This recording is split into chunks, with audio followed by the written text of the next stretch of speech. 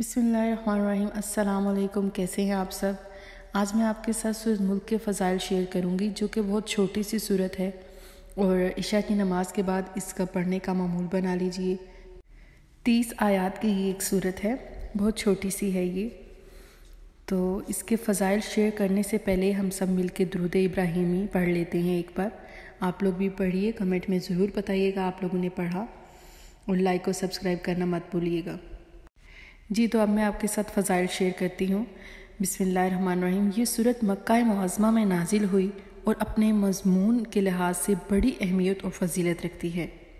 اس سورت کو تبارک کے معنی منجیرہ اور مجادلہ بھی کہا جاتا ہے۔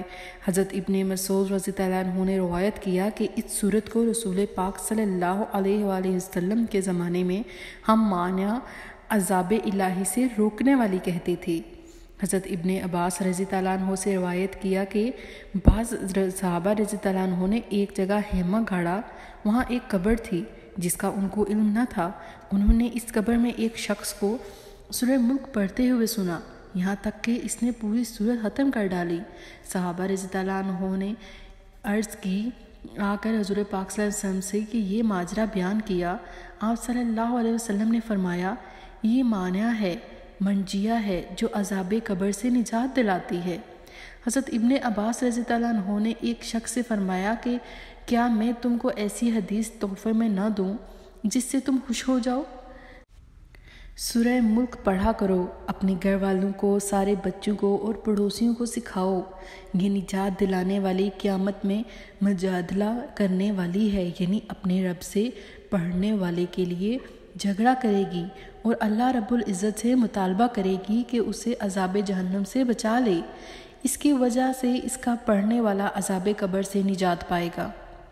حضرت ابو ہریرہ رضی اللہ عنہ سے روایت ہے کہ رسول پاک صلی اللہ علیہ وآلہ وسلم نے فرمایا، قرآن مجید کی ایک سورت 30 آیتوں والی ہے، اس نے میری امت کے ایک شخص کی سفارش کی اور اللہ نے اس کی مغفرت فرما دی۔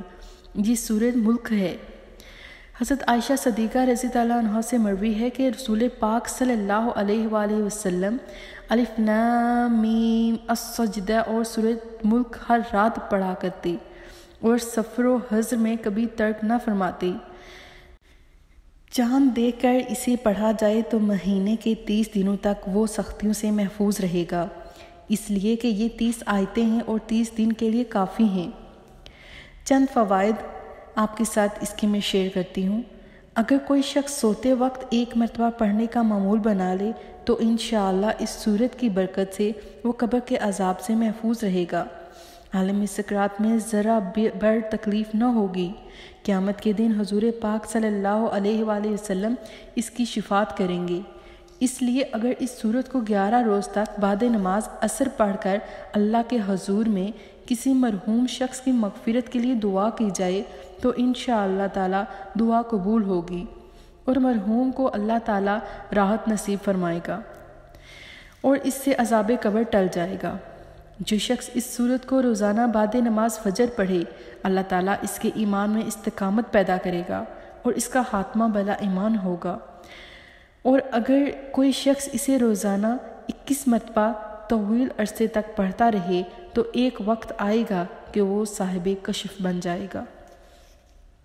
اگر کسی بچے کو نظر بد لگ جاتی ہو تو اس سورت کو 1 مرتبہ پڑھ کر پانی پر دم کر کے اس بچے کو پلائیں، انشاءاللہ تعالی نظر بد کے اثرات ختم ہو جائیں گے اور بچہ ہمیشہ کے لیے نظر بد سے محفوظ رہے گا۔